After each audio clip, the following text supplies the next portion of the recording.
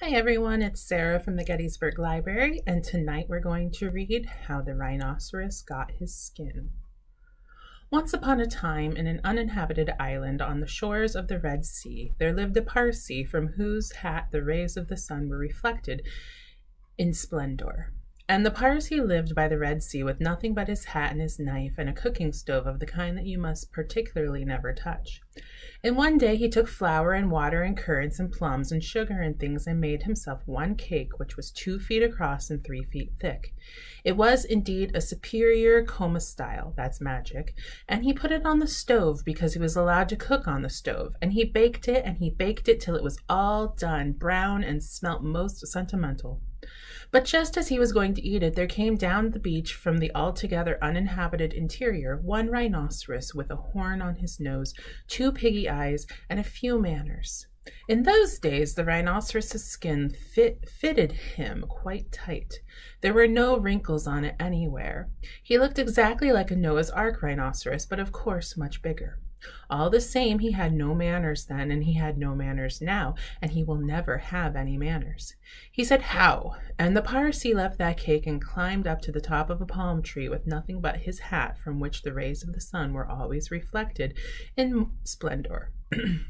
And the rhinoceros upset the oil stove with his nose, and the cake rolled on the sand, and he spiked that cake on the horn of his nose, and he ate it, and he went away, waving his tail, to the desolate and exclusively uninhabited interior, which abuts on the islands of Mazardan, Socotra, and the promontories of the larger equinox. Then the Parsee came down from his palm tree and put the stove on his legs and recited the following sloka, which, as you have not heard, I will now proceed to relate. Them that takes cakes which the Parsee man bakes makes dreadful mistakes. And there was a great deal more in it than you would think, because 5 weeks later there was a heat wave in the Red Sea, and everybody took off all the clothes they had. The Parsee took off his hat, but the rhinoceros took off his skin and carried it over his shoulder as he came down to the beach to bathe. In those days it buttoned underneath with 3 buttons and looked like a waterproof. He said nothing whatever about the Parsee's cake because he had eaten it all, and he never had any manners then, since, or henceforward. He waddled straight into the water and blew bubbles through his nose, leaving his skin on the beach. Presently the Parsee came by and found the skin, and he smiled one smile that ran all round his face 2 times. Then he danced 3 times round the skin and rubbed his hands. Then he went to his camp and filled his hat with cake crumbs, for the Parsee never ate anything but cake and never swept out his camp. He took that skin and he shook that skin and he scrubbed that skin and he rubbed that skin just as full of old dry stale tickly cake crumbs and some burned currants as ever could it possibly hold. Then he climbed up to the top of his palm tree and waited for the rhinoceros to come out of the water and put it on. And the rhinoceros did. He buttoned it up with 3 buttons, and it tickled like cake crumbs in bed. And he wanted to scratch, but that made it worse. And then he lay down on the sands and rolled and rolled and rolled, and every time he rolled, the cake crumbs would tickle him worse and worse and worse.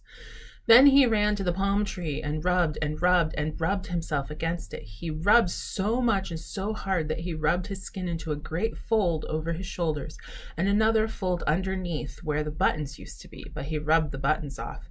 And he rubbed some more folds over his legs, and it spoiled his temper, but it didn't make the least difference to the cake crumbs.